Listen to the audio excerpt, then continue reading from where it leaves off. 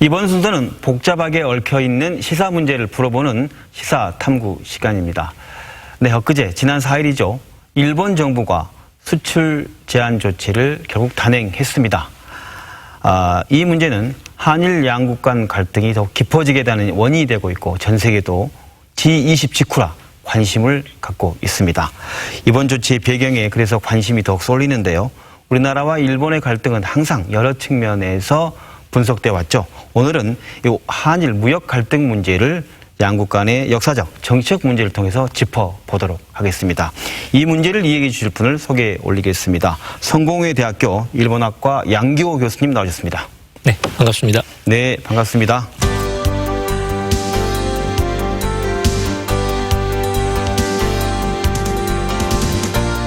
먼저 이런 걸 여쭈고 싶습니다. 우리가 일반적으로 수입 제한 조치는 들어봤어요. 우리가 뭐 양파 농가나 마늘 농가가 힘들어지면 수입을 제한해서 자국 내 산업을 보호하겠다. 근데 수출을 제한한 건 별로 안 들어봤는데 이번에 일본의 수출 제한 조치가 무엇인지 좀 설명해 주신다면 어떤 겁니까? 그러니까 이제 사실 좀 이게 일본의 좀 억지 주장인데 네. 그 이제 백색 화이트 국가라는 게 있거든요. 백색 국가. 그러니까 우방국들. 에 대해서 안보상으로도 검증된 국가들입니다. 그게 네. 이제 27개 나라가 있는데 그 중에 하나가 한국입니다. 거기에 대해서 이제 군사 전용으로 쓰일 수 있는 반도체용 중요 부품들이 있습니다. 네. 거기에 이제 그 부품들을 지금까지는 무제한으로 이렇게 수출을 해왔었는데 네.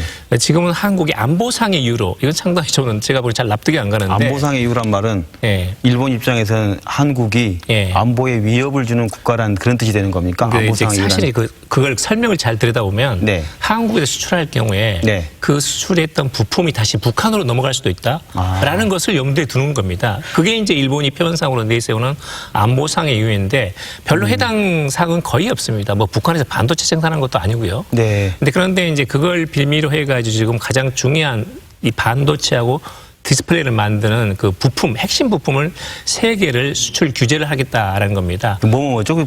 그게 이제 예. 그게 이제 이게 디스플레이를 만들 필요한 플루오도 플루미드라는 게 있습니다.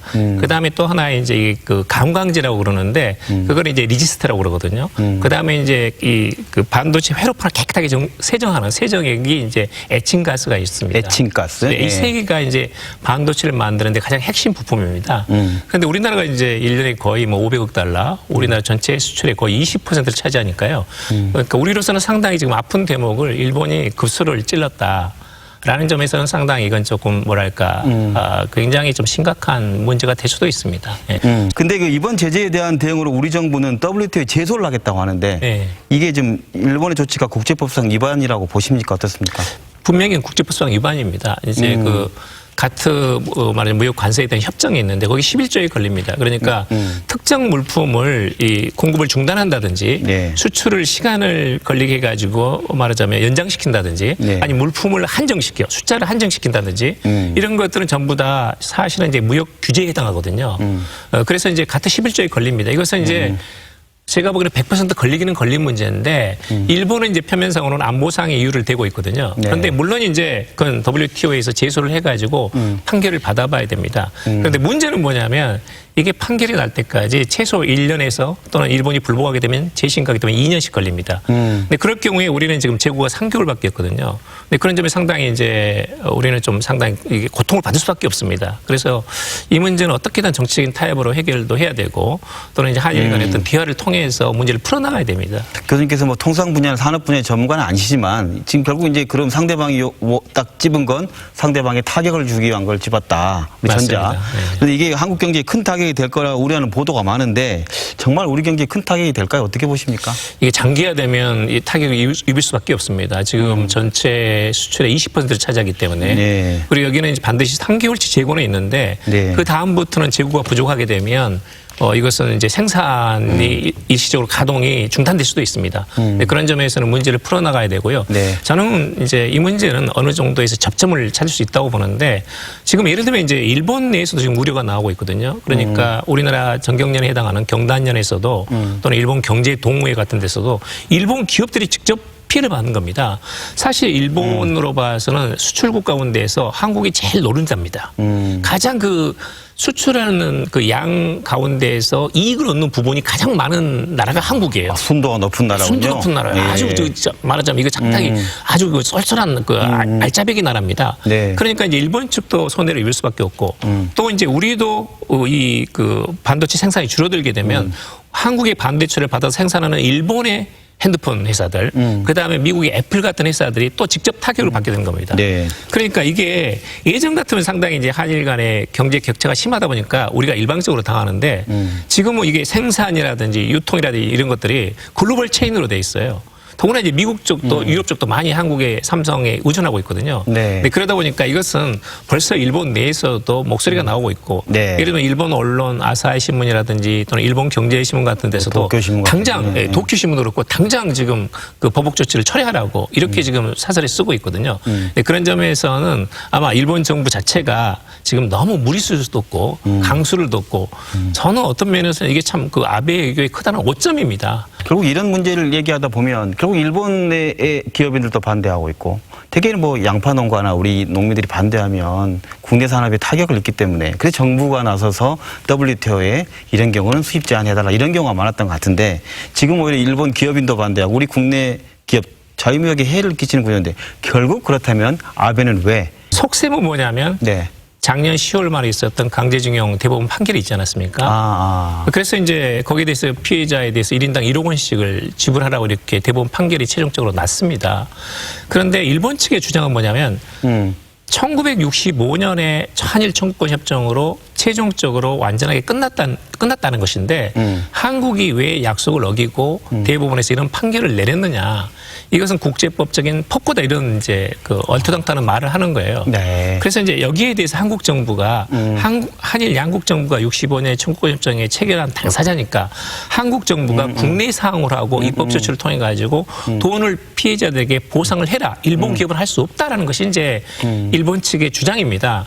그런데 이제 한국 정부가 이것을 면밀하게 검토를 했지만 상권 분립이 있는 상태에서 한국 정부가 여기에 개입하기는 어렵다는 것이 이제 사법부의 개입 불가능하다. 우리나라는 그렇죠. 이게 상권 분립이 있는 거 아니냐. 네. 그래서 우리가 지금 고민하고 있다는 걸 이야기했는데 일본 측은 기다릴 만큼 기다렸다 해가지고 이제 상당히 이제 선제 공격을 한 셈입니다. 그래서 아까 말씀하신 그 화이트리스트 우리나라 자기 일본이 믿는 나라들의 수출했던 대상에서 화이트리스트 대상을 빼고 네. 그래서 아베가 이렇게 표현한 것 같아요. 보니까 저는 일본말 잘 모르지만 단어는 비슷한 것 같더라고요.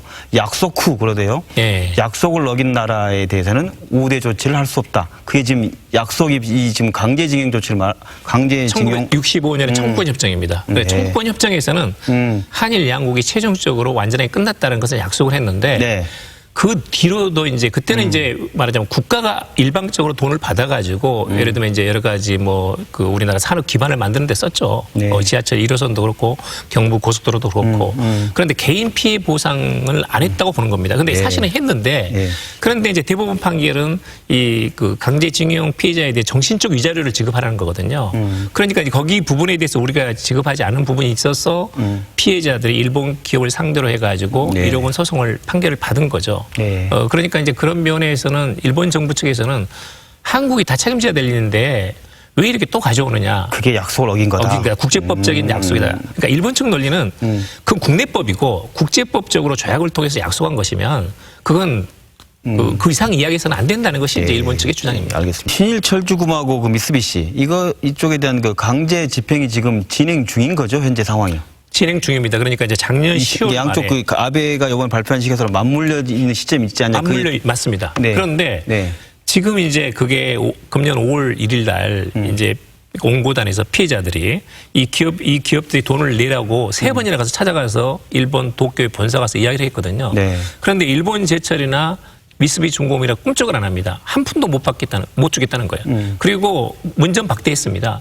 그래서 하는 수 없이 원고단 피해자들이 네. 5월 1일 날 국내에 있는 신일철주금 지금 일본 제철의 주식하고 네. 그다음에 미쓰비시 중공업의 상표권 또는 후지코시의 이런 그 국내 자산 이런 것들에 대해서 현금화 조치를 신청을 한 겁니다. 네네. 근데 원래 예정상으로는 이제 8월 초에 나오기로 됐었는데 네. 지금 그 법원 쪽에서 이 신문 과정을 둬가지고 조금 더 그 기한이 길어졌습니다. 그래서 빨라야 아마 내년 초에 나오지 않을까 이렇게 생각하거든요. 그러니까 일본 정부가 이렇게 빨리 할 필요가 없습니다. 그리고 우선 리스트가 100개 정도 있다고 그러면 한국을 어떤 압박하는 이 리스트가 100개 정도 일본이 가지고 있거든요. 그걸 지난 봄부터 해왔는데 그 중에서 강도가 상당히 센 것들입니다. 그리고 시기적으로도 굳이 현금화도 하지 않았는데 아무것도 하지 않았는데 선제적으로 이렇게 강도 높은 이런 한국을 규제하는 이 압박 수단을 동원한 겁니다. 이건 상식적으로도 이야기가 안 되고 제가 보기로는 이 참 일본 그 아베 측에서 나쁜 게 이거 참은 선거 놔두고 이걸 압박을 해가지고 국내 보수층을 결집시키면서 동원을 지지력을 유도해내려는 아주 나쁜 술수이가 됐다. 급하지도 않은데 네. 말씀하신 정치적 노림수일 거다 네. 이렇게 보신다는 말씀인데요. 아무것도 강제적으로 자산을 압류한 건 지금 아무것도 없습니다. 내년 1월 뒤에 아마 개시될 거다고 보는 겁니다. 그런데 지금 와가지고 선제적으로 이렇게 하는 것은 일종의 그래서 오죽하면 미국의 월스트리트 저널에서 이것은 진주만 공소와 똑같다. 이렇게까지 비판했습니다. 네. 그 우리 광주 출신의 이춘식 씨 같은 경우 포함해서 개별적으로 개별 정권이 살아 있다고 했으니까 어느 정도 좀 보상을 받을 수 있고 지금 전체적으로 해야 될 규모가 얼마이길래 이 문제가 돼 있는지 말씀해 주신다면요. 어떻습니까? 지금 이제 대법원까지 가가지고 계류된 게 1심, 2심, 3심 다 포함해서요. 대법원, 네. 지방법원, 고등법원 한 900명 정도, 14건 정도 있습니다. 14건 900명? 네, 네. 그래서 이제 한 2건 정도가 결론이 났고, 네. 그래서 이제 일본 제철에 이제 이춘식 씨가 이제 온고단이 돼가지고 승소를 한 겁니다. 그리고 이제 미쓰비시 중공업 측은 이제 미쓰비시가 후지코시가 있습니다. 후지코시에서도 지금 승소를 했습니다. 그래서 이 부분이 전체적으로 토탈 금액을 합치면 지금 그 결론이 난 2건이 약 57억 원 정도 됩니다. 그리고 이제 피해자 개인당 약간 보상액의 차이는 있는데 8천만 원에서 1억 한 2천만 원 정도. 1억 원 내외 정도 됩니다. 그래서 이제 그러면 우선 당장 그 차압이라고 하는데 현금화 자산을 매각해가지고 처분하는 그 돈은 지금 한 17억 4천만 원 정도 됩니다. 그러니까 내년 이제 그 초가 되면 아마 그거 결정되면 이제 18억 원 정도에 대해서 현금화를 할 수 있습니다. 근데 일본이 이제 그것은 안 된다고 있거든요. 절대 안 된다. 일본 기업이 실제로 손해를 받게 되는 일은 절대 용납할 수 없다는 것이 이제 일본 측의 주장입니다. 그런데 한국 정부가 우리가 6월 19일 날 이제 한국 외교부에서 제안하지 않았습니까? 그렇죠. 그건 뭐냐면 이제 한국과 일본이 기업들이 공동으로 모금을 해가지고 피해자들한테 보상하는 건데 양쪽 기업이 그렇습니다. 이 돈을 내자 이렇게 네. 제안을 했죠. 우리나라 정부가. 이건 한국 정부가 할 수 있는 최대치를 한 거예요. 좀 합리적인 걸 제시한 거죠. 일본 네. 측도 수용할 수 있는 건 아니고. 그때 그 제안할 때 우리 그 운동하신 분들은 반대하고 왜 정부가 그랬냐 우리 정부에 대한 불만을 나타냈어요. 맞습니다. 네. 맞습니다. 더구나 지금 일본 측에서 이렇게 강하게 이렇게 무리한 도대체 가해자 피해자가 누군지 모를 정도로 이렇게 좋지 않은 이런 수단을 쓰고 있으니까 지금 굉장히 그 온고단에서 피해자들이 화가 많이 난 상태고. 그래서 일본 정부가 지금 우리 정부안을 거부하면서 예. 양쪽 기업이 하자는 걸 거부하면서 제3국이 참여하는 중재위원회를 둬가지고 거기에서 중재위원을 설치하자. 이거 무슨 일본의 어떤 뜻입니까 이건? 중재위원회는 사실은 요즘은 잘 쓰지 않는 제도입니다. 요즘은 WTO도 있고 네. 그다음에 국제사법재판소도 있고 그래가지고 거의 쓰지는 않습니다. 네. 1965년에 만들어진 제도가 중재위원회 제도인데 청구권협정에서 1조, 2조 넘어가지고 3조가 되게 되면 3조 1항이 만약에 청구권협정을 둘러싼 해석상의 분쟁이 있을 경우에는 외교부 당국 간 협상을 한다. 안 되면 3조 2항에 중재위원회를 간다라는 것입니다. 그런데 중재위원회는 한국에서 1명, 일본에서 1명, 그다음에 한국, 일본이 동의하는 제3의 제3국의 변호사 1명 이렇게 3명으로 구성이 되는 겁니다. 그래서 이제 중재위원회에서 결정을 내리게 되면 이것은 한국말이 맞다. 그러면 일본 기업들은 배상을 해야 되고 그다음에 일본말이 맞다. 그러면 한국 정부가 피해자들에게 배상을 해야 되는 거죠. 그렇게 사법적인 결론이 나오는 겁니다. 그런데 저는 이제 이 중재위원회가 상당히 문제가 많다라고 보는 게 1965년 청구권협정 맺어질 당시에서는 사실은 우리가 약했습니다. 당시 한국과 일본의 경제력 차이가 100대 1 정도 됐어요. 엄청난 차이였거든요. 그럼에도 불구하고 이제 겨우 그때는 협상을 나름대로 이제 노력을 했는데 그때는 어떤 식이었냐면 1910년 한일 강제병합이 우리는 처음부터 불법이었다고 본 것이고 일본 측은 당시는 합법이었다고 본 것입니다.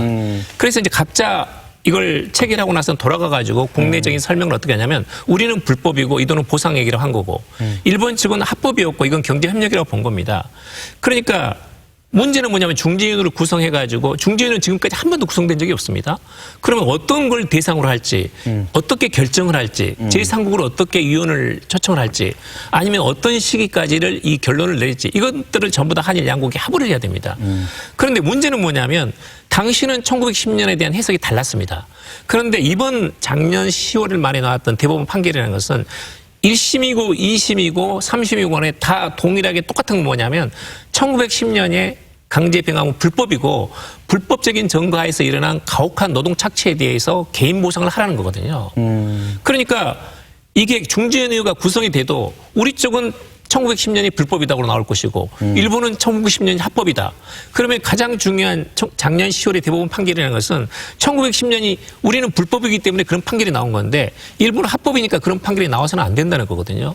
그러니까 중재위원회를 구성에다마 시작되자마자 결렬될 거다. 야, 이거 중재위원회 예. 말씀드린 게 머리가 좀 복잡하네요. 머리가 복잡해. 그게 그리고 예. 절대 거기서는 제가 보는 결론 나지 않습니다. 다음 단계를 얘기하는 게 중재위원회 다음 단계를 얘기하는 국제사법재판소를 말을 하는데 한일 양국 이것 또한 어느 쪽에 유리합니까? 국제사법재판소는 아직은 모릅니다. 이제 국제사법재판소로 가져가면 이거 세 개 문제가 다뤄집니다. 하나는 이제 식민 지배가 정당하냐 아니면 불법이냐. 1910년 그 우리나라의 과거 역사로 거슬러 올라가는 거예요. 되는 거네요. 이게 식민 통치를 둘러싼 합법성 여부가 쟁점이 됩니다. 야, 그렇습니까? 이것은 애매한 상황입니다. 그다음에 이제 개인 청구권이 살아있느냐 죽었느냐.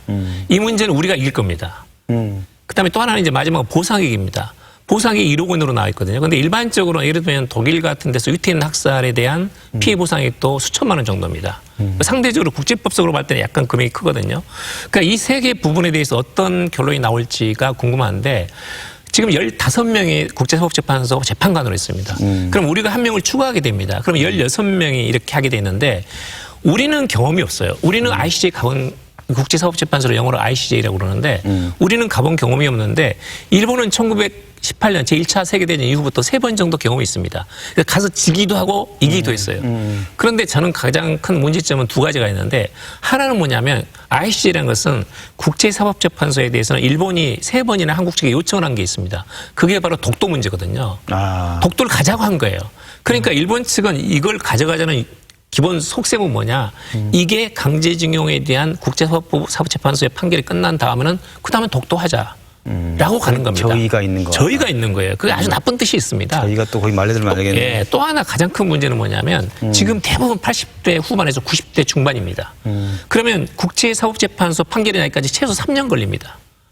그러면 상당수가 돌아가십니다. 지금 작년 2월로 해가지고 지금 생존자가 5,200명 정도거든요. 매년 거의 한 1,000명씩 사망할 수도 있습니다. 그럼 3년 뒤에는 수백 명 살아계시는데 지금 살아서 보상도 받고 사죄도 받고 해야지 돌아가시면 뭐 하겠습니까? 네. 그래서 제가 그것은 일본 사람들이 그런 이야기를 이건 너무나 비인도적이다. 제가 그런 이야기를 합니다. 네, 지금 경제 문제 얘기하고 수출 제한 조치에 대해서 그리고 강제징용까지 얘기해 봤습니다. 그렇다고 한다면 교수님께서는 여기서 궁금하게 시청자들이 궁금해하는 일본의 정말 저희 이 모든 상황에 대한 뜻이 무엇 때문인지 한일 간의 갈등의 일본이 어떤 이익을 위해서 지금 이런 일들을 하고 있는지를 좀 분석해 주셨으면 좋겠습니다. 아베 수상이 항상 입에 달고 있는 게 있어요. 네. 정상국가라는 거거든요. 정상국가. 정상이라는 것은 지금까지 일본이라는 비정상이다. 그러니까 일본처럼 국력을 가진 나라가 미군들이 평화헌법 만들어가지고 군사력도 제대로 행사하지 못하게 하고 다른 나라도 침략할 수 없게 만들었거든요. 일본의 평화헌법이라는 것은 남이 나를 공격해야만 내가 공격할 수 있습니다. 수비용입니다, 말하자면. 네. 그런데 그런 헌법 자체라는 것은 미국이나 영국이나 프랑스는 없는 겁니다. 그게 절름발이 국가로 보는 거예요. 그런데다가 전전에 그게 하나 있고 또 하나는 이제 일본은 항상 그 전범 국가, 가해자라는 게 있습니다. 그러니까 북한이나 한국이나 중국이나 동남아에서 항상 비난받거든요. 근데 이런 비정상 상태에서 탈피하고 싶다. 그러니까 나까지는 사죄하게 만들지만 내 자식들이 또 잘못했습니다. 한국인들, 중국인들, 북한 사람들, 동남아 사람들 만나가지고 과거사에 대해서 반성 사죄합니다. 라는 것은 말하게 하지 않겠다는 것이 아베의 생각이에요. 근데 역사는 그렇게 되는 게 아니잖아요. 역사의 교훈을 살려가지고 두 번 다시 재발하지 않도록 해야 되는 거 아닙니까? 근데 그러다 보니까 뭐냐면 지금까지 한국이 피해자고 일본이 가해자였던 역사 문제를 국제법으로 가져가는 겁니다. 거기서 구도를 바꿔버리는 거예요. 그러면 약속을 지키지 않는, 국제법을 지키지 않는, 청구권 협정 약속을 지키지 않는 한국, 그리고 국제법을 준수하면서 정정당당한 일본. 말하자면 역사상의 가해자 피해자가 국제법상의 피해자 가해자로 뒤집히는 겁니다. 그 구도를 만들려는 게 아베의 속셈이에요. 그게 정상 국가를 그러니까 그게 잘못된 정상 국가인데 아베가 꿈꾸고 있는 헌법 개정 정상 국가라는 것은 그런 것이고 과거사의 짐, 머릿속에 느끼고 있는 부담 이거 털어버리겠다라는 그게 잘못된 생각입니다. 역사가 어떻게 지워집니까? 역사의 교훈이라는 것이 있고 그걸 살려가지고 두 번 다시 전쟁도 식민지도 없고 평화롭게 살자는 것이 지금까지 교훈이고 그래서 평화법을 만든 것이고 그런 그 생각을 갖고 있더라도 양쪽의 국민들 좋은 국민들 뜻이 있는 선한 국민들이 많아지고 그런 게 문제의 해법이 될 것 같은데 이 문제를 어떻게 해결해 가는 게 좀 답이라고 생각합니다. 저는 미래의 세대는 굉장히 밝아요. 네. 그러니까 우리가 지금 한 750만 명이 작년에 일본 방문했거든요. 근데 일본에서 한 300만 명 한국을 방문했습니다. 지금 BTS라든지 뭐 열광이에요. 진짜. 지금 제가 최근에 저 싱호쿠보 그 코리아 타운이 있는 데를 2번이나 갔다 왔는데 사람이 갈 수가 없어요. 주말에는. 밀려다닙니다. 네. 우리도 이제 일본을 이해하는 젊은 세대들이 굉장히 늘어났습니다. 그래서 지금 이런 인적 교류, 1000만 명 이상의 1년의 인적 교류가 있고 또 일본 내에서도 이미 아까도 말씀드렸던 경제계라든지 언론계에서 아베상을 비판하고 있거든요. 건전한 일본 시민들은 굉장히 많고 네. 예를 들면 과거사 반성하고 헌법 개정 반대하는 일본 국민들 60%가 넘습니다. 항상 절반 이상이에요. 네. 근데 그런 점에서는 일본의 시민사회, 특히 젊은 세대들의 그 힘을 믿고 이런 것들은 저는 굉장히 앞으로 지금보다 훨씬 더 미래가 밝을 수도 있다. 근데 그런 것들은 기성세대들이 잘 조정해가지고 이런 이렇게 뭐랄까 그런 서로 간의 어떤 거리낌 없이 양국의 미래 세대들이 교류할 수 있는 그런 장을 잘 만들어줘야 된다. 아베처럼 이렇게 싸우자고 자꾸 대드는 것은 그건 어른들이 할 일이 아니다. 네. 기성세대가 책임을 느껴야 된다는 걸 좀 말씀드리고 싶습니다. 그런 차원에서 우리 정부와 그리고 우리 시민들, 국민들의 향후 이 문제를 바라보면서 대응 어떤 자세가 필요한지 한번 마지막 말씀 부탁드립니다. 저도 이제 이거 예전하고 한일 관계가 다릅니다. 예전에는 예를 들면 요즘 보면 그 일본 제품 불매운동이라든지 네. 일본 대사관 앞에서 항하는 것이 80년대, 90년대 다 있었을 겁니다. 지금은 전혀 없지 않습니까? 네, 그렇죠. 이야기는 있지만 이게 본격화되지 않거든요. 그런 면에서는 우리 국민이 상당히 성숙했다고 보고 이제는 이제 우리가 자신감도 있고 그리고 경제적으로 역경이 있어도 지금까지 잘 넘겨왔고 앞으로 극복할 수 있습니다. 오히려 저는 좋은 전화 이복의 계기라고 보고 있고 그런 점에서는 조금 객관적이고 냉정하게 이 상황을 주시를 하면서 이런 그 상황이 앞으로 타결되는 또는 이걸 해결해내는 그 과정에 대해서 뒤에서 좀 지지하는 그런 모습을 조금 기대하고 싶습니다. 네, 일본이 말하는 수출 규제, 그 수출 규제는 즉 어떤 일본 내 자국 내 산업이 신단 영향을 미친다거나 아니면 우리가 일본의 국가 안보에 위협이 대상이 되는 WTO가 추구해온 자유무역을 침해하는 이런 상황일 때만이 국제사회의 지지를 얻게 될 것입니다. 그런데 오늘 말씀을 들어보면 지금 아베 일본 총리가 말하는 약속을 지키지 않은 나라와 어떤 우대 조치를 할 수 없다는 말은 상대국인 우리는 물론 전 세계 국민들 그리고 뜻 있는 일본 사람들에게도 납득하기 힘든 명백한 경제 보복으로 비춰지고 있는 것 같습니다. 더군다나 이 형태가 선거를 앞둔 정치적인 행위라면 과거 일본이 군국주의 시대에 대동아 공영권을 외치며 일본 국민들을 군중들을 하나의 도구로 이용했던 그때와 무엇이 다른지 궁금합니다. 우리 역시 한일 관계의 약한 고리를 흔들어 국민을 극일 혐일의 구도로 내세우며 자신들의 정치적 이익만 취했던 사람이 누구인지 이 기회에 다시 되돌아볼 수 있는 시간이 되지 않을까 싶습니다. 김낙곤의 시사본색 여기서 마칩니다. 교수님 오늘 말씀 고맙습니다. 네, 감사합니다. 감사합니다. Were the signs I ignored? Can I help you not to hurt?